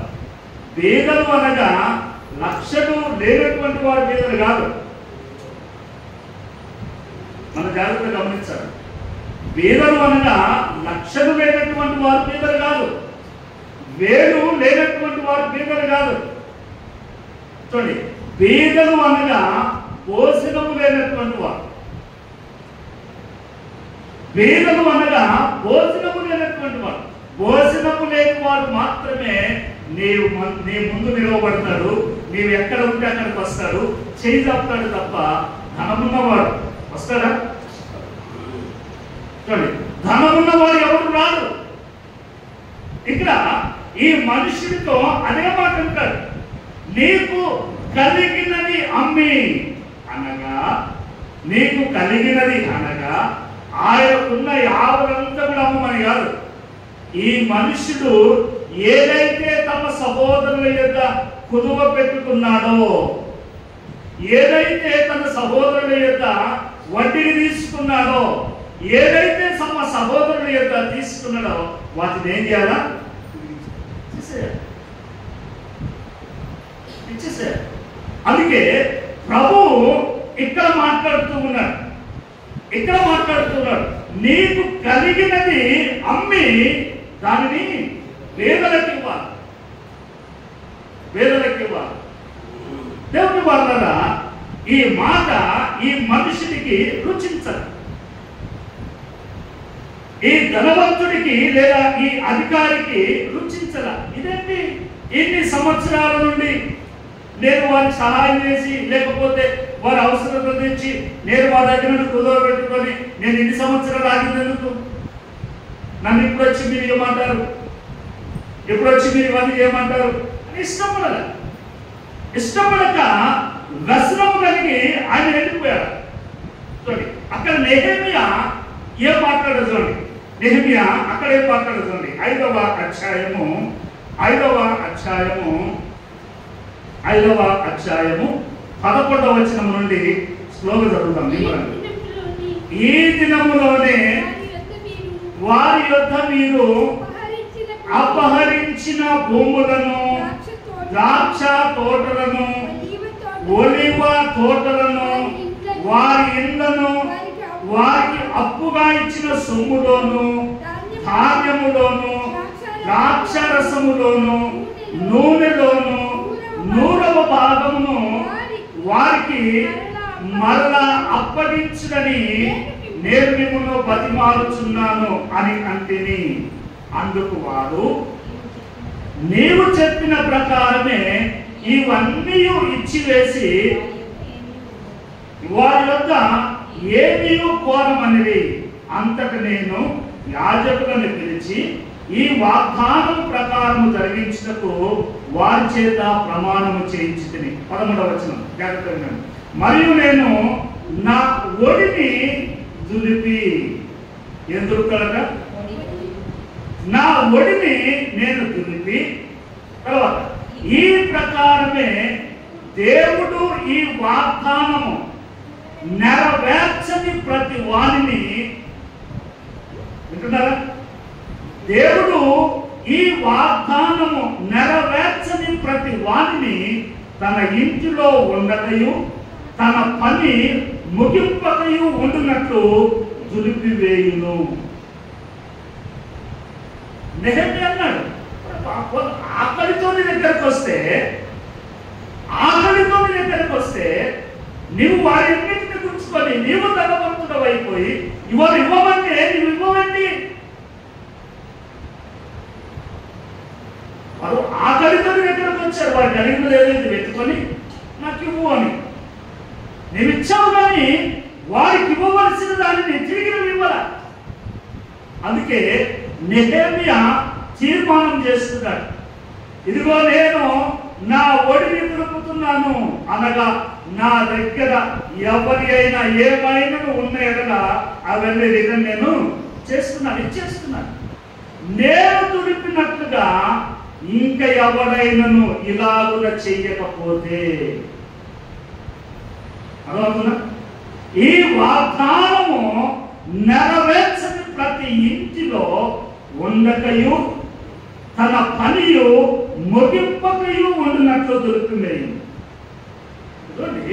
దేవుడు వాళ్ళరా ఆ దినాన నెహెమియా యూదులైనటువంటి ధనవంతులు ఆకలితో వచ్చినటువంటి వారి ధనాన్ని, ఇళ్లను, భూములను, వారి కలిగిన తోటలన్నింటినీ కూడా తీసేసుకున్నారు. అందుకే ప్రభు అంటున్నాడు, నూతన నిబంధన గ్రంథంలో ప్రభు అంటున్నాడు, నీకు కలిగినవన్నీ కూడా అమ్మి ఎవరికి ఇవ్వాలా? పేదలు, ఆకలి కలిగిన వారికి.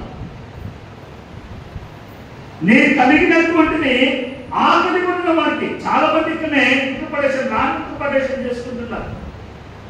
నీ కలిగినది అనగానే వారి వారి కష్టార్జితం అంతా కూడా అనుకుంటున్నారు.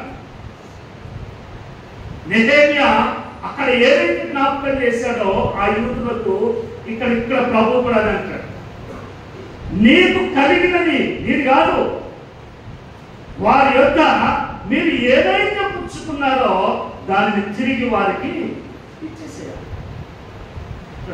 ఈ మాటలుగానే ఈ మనుషుడికి కిలి వ్యసనం వచ్చేసింది. చాలా బాధేసింటారు, చాలా కోపం వచ్చేసింటారు. ఇదేంటి నేను ఇంతగా సంపాదించుకుంటే నేను వచ్చి పేదలకు ఇచ్చేయమంటున్నాడు అని వ్యసనపడి అక్కడ నుండి ఆయన వెళ్ళిపోయాడు.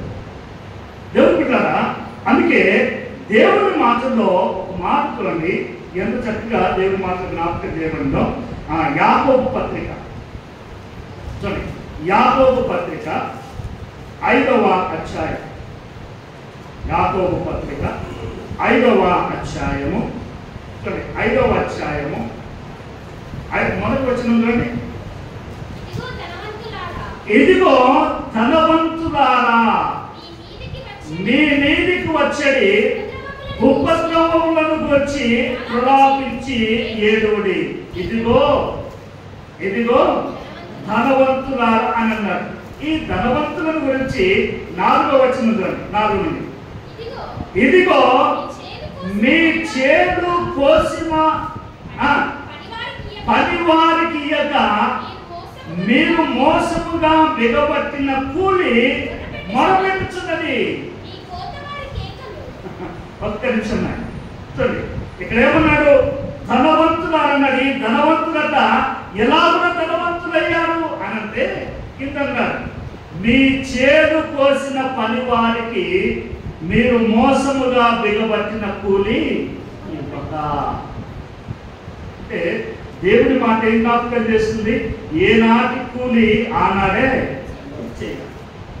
వీళ్ళు ఏం చేశారు? వీళ్ళు ఇవ్వలా. చాలా మందికి ఇది తెలుసో తెలియదో మనకు తెలియదు, కానీ ఏ రోజు పని ఒకవేళ వారు అడిగితే నేను ఒకసారి తీసుకుంటాను నో ప్రాబ్లం, కానీ పని చేసిన వాని పని ఆ కూలి నీ దగ్గర ఉన్నది అని అంటే నువ్వు ఇనుప పెట్టెలో పెట్టినా, బీరువాలో పెట్టినా, లాకర్లో పెట్టినా, నువ్వు ఎక్కడ పెట్టినా కూడా ఆ కూలి దేవుడికి మొరపెడుతున్నాడు. ఎందుకంటే అయ్యా అతను ఆఖరి పని నా పనికే పని చేశాడు, అతను ఆఖరి పని నా కొరకు పని చేశాడు, నేను అతనికి వెళితే ఆఖరి తీరుస్తాను, అయితే నన్ను వెళ్ళకుండా ఇక్కడ దాచాడు అని కూలి మొరపెడుతున్నారు. కూలి మొరపెడుతున్నారు. తర్వాత మీ కోత వారి కేకలు సైన్యములకు అధిపతి యొక్క ప్రభు యొక్క చెవులలో చొచ్చి ఉన్నది. ఏ మనుషులైనా సరే అవసరతలో ఉండి నీ దగ్గరికి ఏదైనా తీసుకుని వచ్చినప్పుడు నీవు దాని వలన ధనవంతుడివి కాకూడదు. ప్రత్యేకంగా దేవుడు మాట్లాడుతుంది, ఆకలితో నీ ఎదుటికి వచ్చిన వారి యొద్దకు. బైబిల్లో ఇంకో మాట జ్ఞాపకం చేసుకుంటాడు. సామెతల గ్రంథము 25వ అధ్యాయము, సామెతలు 25, సామెతలు 25, 21వ వచనం.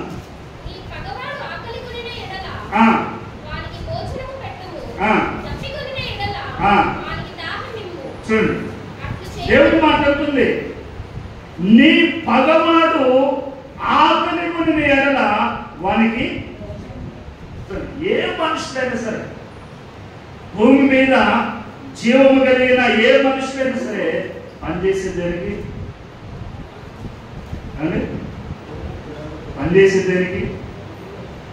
అంటే ప్రతి మనుషుడు పనిచేసేది ఆ ఉన్న జానడు పట్టు నింపుకోవడానికి, జానడు పట్టు నింపుకోవడానికి.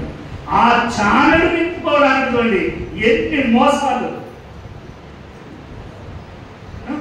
ఆ జానడు నింపుకోవడానికి ఎన్ని మోసాలు, ఎంత మందిని అనగదొక్కుతారు, ఎంత మందిని నాశనం చేస్తారు ఆ జానడు కోసం.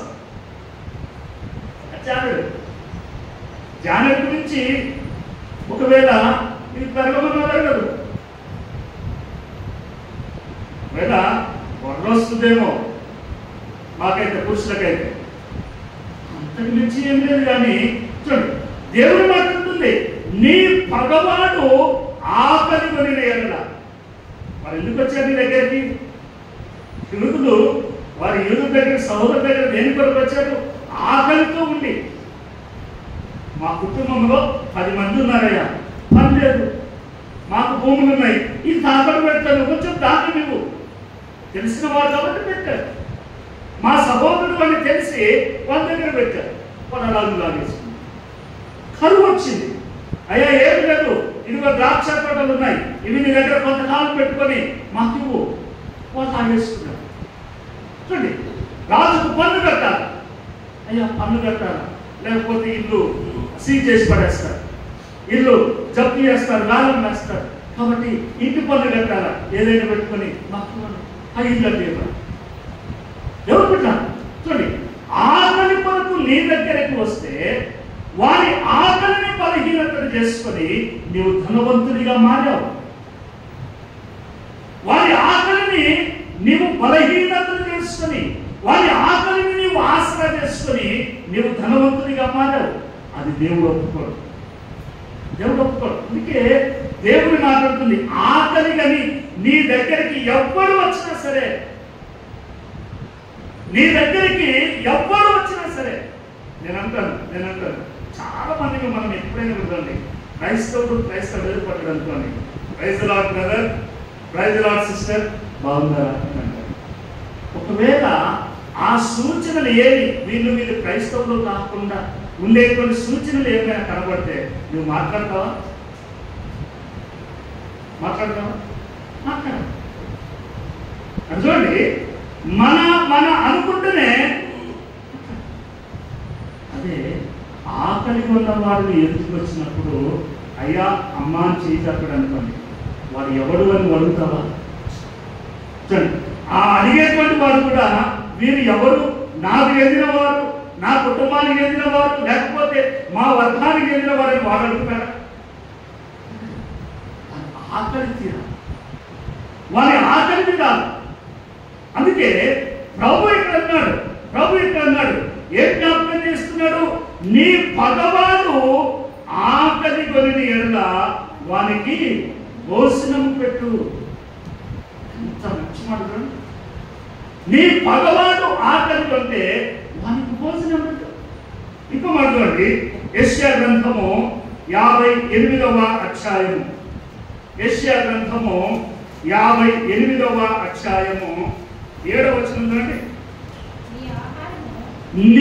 యెషయా గ్రంథము 58:7, నీ ఆహారము ఆకలి కొనిన వారికి పెట్టుటయు, నీ రక్త సంబంధికి ముఖము తప్పింపకుండుటయు, దిక్కుమాలిన బీదలను నీ ఇంట చేర్చుకొనుటయు, వస్త్రహీనుడు నీకు కనబడినప్పుడు వానికి వస్త్రమునిచ్చుటయు, ఇదియే కదా నాకు ఇష్టమైనటువంటి చెప్తుంది. నీ ఆహారము ఆకలి కొనిన వానికి పెట్టు. నీ ఆహారము ఆకలి కొనిన వానికి పెట్టు అంటారు. చాలా సందర్భాల్లో దేవుని పడ్డారా, ఆకలి ఎప్పుడు అబద్ధం చెప్పదు అనుకుంటాను. ఎవరన్నా ఇంటికాడికి వచ్చి అమ్మ కొంచెం అన్నం పెట్టు అని అంటే, చూడండి, తక్కువ అడిగారా, అన్నం అడిగారా? అన్నం అడిగారు. అన్నం అడిగితే బల్గాపని అనేటువంటి ఎంతమంది లేరు? భోజనం దేవుడు మాట్లాడుతుంది. దేవుడు మాట్లాడుతుంది, ఆకలి కొనిన వానికి నీ ఆహారం పెట్టు. దేవుడు నిన్ను గొప్ప స్థితిలో నిలవబెడతాడు. రోమీలకు రాసిన పత్రిక నా సమయం అయిపోయింది. రోమీలకు రాసిన పత్రిక 12వ అధ్యాయము, రోమీలకు రాసిన పత్రిక 12వ అధ్యాయము 20వ వచనంలో, కాబట్టి నీ శత్రువు ఆకలి కొని ఉంటే భోజనము పెట్టుము, తప్పికొని ఉంటే దాహమిమ్ము. అలాగూ చేయటం వలన చూడండి, అతని తల మీద నిప్పులు కుప్పగా పోయిదు. నీ శత్రువు ఆకలి కొని ఉంటే అని అన్నా. ఇక్కడ యేసు ప్రభువు వారు కూడా అందుకే ఆ అధికారి వచ్చి, అయ్యా నిత్య జీవానికి నేను వారసుని కావాలంటే ఏం చేయాలి అని అన్నాడు. నిత్య జీవానికి బాగా ధనం ఉంది. ఇదిగో ఈ విధంగా తమ సహోదరుల అంతా కూడా మరి జ్ఞాపకం చేసుకున్నాడు. ఈ విధంగా సంపాదించినంత ఉంది. ఈ విధంగా సంపాదించినంత ఉంది. ప్రభు అన్నాడు, నిత్య జీవం కావడం మంచిది, ఆజ్ఞలను అనుసరించు అన్నాడు. వాడు అన్నాడు, బాల్యం ఉంది. ఎందుకంటే మీరు మేము ఒకటే కదా ప్రభా, నేను కూడా యూదులే కదా, నీవు కూడా యూదులే కదా, మీ ఆజ్ఞలు మాకు బాల్యం నుండి మా తండ్రులు తాతలు నేర్పారు, నేర్చుకున్నాను, అనుసరిస్తున్నాను. అయితే నీకు ఒకటి పొదువుగా ఉంది. నీ ఆస్తి అమ్మి బీదలకు, అంటే ఆకలి ఉన్న వారికి పంచిపెట్టు. పంచలేని వాడు, తన ఆకలిని, ఎదుటి వాని ఆకలిని తీర్చలేని వాడు దేవుని రాజ్యానికి అర్హుడు. తన ఎదుట ఆకలితో ఉన్న వాని ఆకలిని తీర్చలేని వాడు. అంటే ప్రభు ఇక్కడ చక్కగా ఆయన జ్ఞాపకం చేశారు. ధనవంతుడు గనుక మాట విని వ్యసనపడగా యేసు అతనిని చూచి ఆస్తి 24 ఆస్తి గలవారు దేవుని రాజ్యంలో ప్రవేశించక ఎంతో దుర్లభం. ఇది సందర్భం. ఆకలి కలిగిన వారికి ఆహారం పెట్టమని ప్రభు అంటే వారి ఇష్టం. ఆకలి ఉన్న వారికి ఆ దినాల్లో ఉన్నారు, యేసు ప్రభు వారు ఉన్న దినాల్లో ఉన్నారు, ఈ దినాల్లో ఉన్నారు ఆకలి ఉన్నవారు. రోడ్డు మీదకి వెళ్తే, బయటకు వెళితే ఎంతో మంది మనకు కనపడతారు. అందుకే ఆనాడు యేసు ప్రభు వారు యూదులతో మాట్లాడుతున్నాడు, అధికారులతో మాట్లాడుతున్నాడు. నాయనా, నీవు వెళ్ళి నీ ధనాన్ని అమ్మి ఆకలి ఉన్న వారికి, ఎవరైతే ఆకలి కలిగి ఉన్నాడో వారికి ఇవ్వు అన్నారు. వ్యసనపడ్డాడు. నా ఆస్తి పోతుందేమో, నా ఆస్తి కరిగిపోతుందేమో, నా ఆస్తి దూరం అయిపోతుందేమో అని అనుకున్నాడు. ప్రభు మాట్లాడకుండా పెట్టాడు. ప్రభు అన్నాడు ధనవంతుడు దేవుడి రాజ్యంలో ప్రవేశించుట దుర్లభం. తోటివాడు ఆకలి కొని ఉంటే వాని ఆకలిని తీర్చలేని నీకు దేవుడి రాజ్యం ఎలాగో ప్రాప్తిస్తుంది. దేవుడి రాజ్యము ఎలాగో ప్రాప్తిస్తుంది. ఇది మనం గ్రహించుకోవలసినటువంటి దేవుడి మాట. మనం గ్రహించుకోవలసినటువంటి దేవుడి మాట. నీ ఎదుట తోటివాడు, నీ ఎదుట ఎవడైనా ఆకలిని పొందిన వాడు ఉంటే వారికి సహాయం చేయలేని, ఆకలిని తీర్చలేనటువంటి నీవు దేవుని రాజ్యాన్ని అడగడం అనేటువంటిది సరైనటువంటిది కాదు. అందుకే మన ధనము మీద కాదు మన ఆశ, మన ధనం మీద కాదు మన కోరికలు.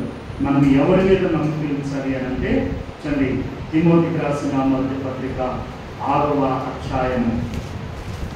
తిమోతికి రాసిన మొదటి పత్రిక 6వ అధ్యాయము 17వ వచనం. 17 ఇహమందు ధనవంతులైన వారు గర్విష్ఠులు కాక అమ్మా అస్థిరమైన ధనమునందు నమ్మిక ఉంచక సుఖముగా అనుభవించుటకు, చూడండి, సుఖముగా అనుభవించుటకు సమస్తమును మనకు ధారాళముగా దయచేయు దేవుని యందే నమ్మిక ఉంచునని ఆజ్ఞాపించుతున్నాను. ఆ మనుషుడు ప్రభు దగ్గరకు వచ్చి అడిగాడు, నిత్య జీవం కావాలని. ప్రభు అన్నాడు, సమస్తం ఇచ్చేటువంటి ప్రభు అన్నాడు, నాయన నీవు నీ ఆస్తిని అన్ని ఆకలి ఉన్న వారికి, పేదలకి ఇవ్వనంటే వ్యసనపడ్డాడు. నీవు ఎవరి మీద నమ్మిక ఇచ్చి ఈ ఆధ్యాత్మిక జీవితాన్ని కొనసాగిస్తున్నావు? నీవు ఎవరి మీద నమ్మిక ఇచ్చి ఈ ఆధ్యాత్మిక జీవితాన్ని కొనసాగిస్తున్నావు? దేవుని రాజ్యంలో చేరదామనే కదా, దేవుని రాజ్యంలో ఉండాలనే కదా. నీ ఎదుట అనేక సవాళ్ళు, ఈ ఆధ్యాత్మిక జీవన విధానంలో ఎదుట అనేక సవాళ్ళు, అనేకమైనటువంటి పనులు ఎదుట ఉన్నాయి. అనేకమైన సవాళ్ళు ఎదుగుతున్నాయి. వాటిలో ఒకటి ఆకలి ఉన్న వారిని ఎదుట నిలబడతారు. చాలామందిని మనం చూస్తాం. ఎవరైనా వచ్చి అడిగితే చీదరించుకుంటారు, కొందరు తిడతారు, కొందరు నెట్టేస్తారు. చూడండి, నీకు వారికి మనకు తేడా ఏం లేదు. మన దగ్గర ధనం ఉంది, మన దగ్గర ధనము వాడు ఆకలితో ఉన్నాడు, మనం కడుపు నిండిన స్థితిలో మనం ఉన్నాం. అందుకే మనం నెట్టేస్తున్నాం, అందుకే మనం మాట్లాడుతున్నాం, అందుకే మన నోటిని అదుపులో ఉంచకుండా మాట్లాడుతున్నాం. అదే కనుక ఒక్కడి వ్యక్తి కూడా కడుపు నిండి ఉండి అతను కూడా ఆకలి లేకుండా ధనముతో ఉన్నాడు అనుకోండి, ఎదుట నిలబడతారా, మాట్లాడతారా? అందుకే క్రైస్తవ జీవితంలో యేసు ప్రభువుల వారు జ్ఞాపకం చేసినట్టుగా ఇటువంటి సంగతులు అనేకములు ఏది చేయగలుగుతాయి. ఒక్కొక్క దానిని మనము జయించుకుంటూ దాటుతూ ముందుకు సాగాలి. ఆకలి కలిగిన వారికి ఆహారం ఇవ్వలేనటువంటి వాడు దేవుని రాజ్యమును అడగడము అసంభవం. దేవుని రాజ్యము అడగడము సమంజసం కాదు. దేవుడు ఇవ్వడం కూడా ఆయన ఒప్పుకోవడం లేదు. మీరు చారులు అన్నారు కాబట్టి ఈ మధ్యాహ్నం కూడా నీవు నేను జ్ఞాపకం చేసుకుందాం. మన ఎదుట ఎవరైనా అలా కూడా కనబడితే మన చేయి చాచి ఆహారం పడితే దేవుని సన్నిధానంలో గొప్ప దీవెన మనకు కలుగుతుంది. దేవుని మాట దీవించినాక కలుగుతాం, ప్రార్థన చేస్తున్నాం. మీకు ప్రేమ కలిగిన దేవుడు ఈ శ్రేష్టమైన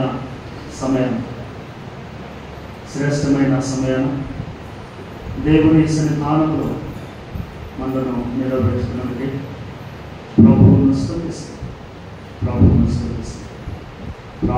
చేస్తున్నాం.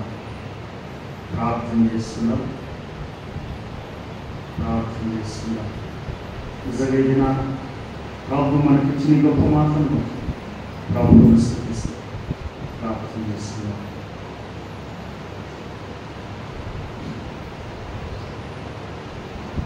నిజంగా మీ యొక్క ఆకలి కలిగిన వాడు ఎవరైనా ఉన్నాడు, ఆకలిని నీవు తీర్చుతూ ఉన్నావా? వారి ఆకలిని తీర్చుకున్నాను దేవుని రాజ్యం కొరకు ఎదురు చూస్తున్నావా? ప్రభు నచ్చదు ప్రియుల, ప్రభు నచ్చదు.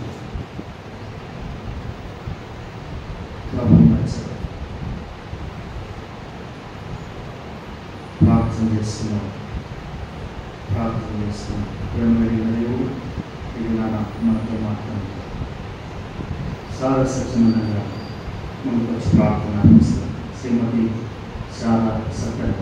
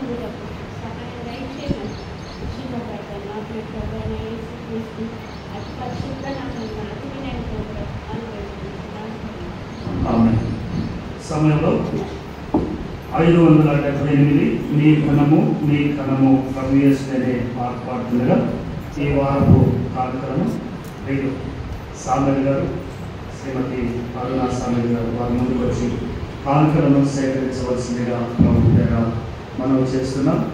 రైలు సామరి గారి కుటుంబము ముందుకు వచ్చి కానుకలను సేకరిస్తూ ఉండగా అందరము 578వ పాట పాడుతుండగా సామెత గారి కుటుంబం కానుకలను సేకరించవలసిందిగా ప్రభు పేర మనం చేస్తుంది. నీ కన్నమో ప్రభు యేసువే, నీ దశమా భాగము నీయ వెనుదీతువా ధనలోన ధనధాన్యములు నీయగా కరుణించి కాపాడి రక్షింపగా. ధనలోన ధనధాన్యములు నీయగా కరుణించి కాపాడి రక్షింపగా. పరలోకనాథుండు నీకియగా మరి యేసు కొరకీయ వెనుదీతువా. నీ ఘనము ప్రభు యేసువే, నీ దశమా భాగము నీయ వెనుదీతువా. పాడి పంటలు ప్రభు నీకియగా, గూడు గొడ్డలు నీకు దయచేయగా. పాడి పంటలు ప్రభు నీకియగా, గూడు గొడ్డలు నీకు దయచేయగా. నేనంత ప్రభు యేసు నామములు, నడువేల ప్రభు నీయలో క్రైస్తవా. నీ ఘనము ప్రభు యేసువే, నీ దశమా భాగము నీయ వెనుదీతువా. కలిగించే సకలాపు సమృద్ధిగా, తొలగించే పలుభాగ పరితాపులు. కలిగించే సకలాపు సమృద్ధిగా, తొలగించే పలుభాగ పరితాపులు. బలియాయని పాపములకేసువే, జగవంత ప్రభుకీయ చింతింతువా. నీ ఘనము ప్రభు యేసువే, నీ దశమా భాగము నీయ వెనుదీతువా. పరలోకమందున మా తండ్రి, ఈ నామ పరిశుద్ధపరచుకొనుగా, ఈ రాజ్యం వచ్చునుగా, నీ చిత్తం పరలోకమందు ఎలాగో అలాగే భూమి మీద నెరవేరుగా. మాకు కావలసినది ఆహారం దయచు. మా రుణస్థలం క్షమించిన ప్రకారం మరణం క్షమించు. మమ్మల్ని శోధనైతే తప్పించు. ఎందుకంటే రాజ్యం, బలము, మహిమ నిరంతరం నీవైన తండ్రి. ఆమేన్. పరమ తండ్రి యెహోవా దేవుని ప్రేమ, మన రక్షకుడును ప్రభువైన యేసుక్రీస్తు వారి కృప, పరిశుద్ధాత్మిక నిన్న సహవాసం సన్నది తరులు వచ్చే మనందరికీ సదా తోడై ఉండి నడిపించి ఆశీర్వదించి ఈ సంఘమంతటిని వర్ధిల్ల చేయును గాక. ఆమేన్.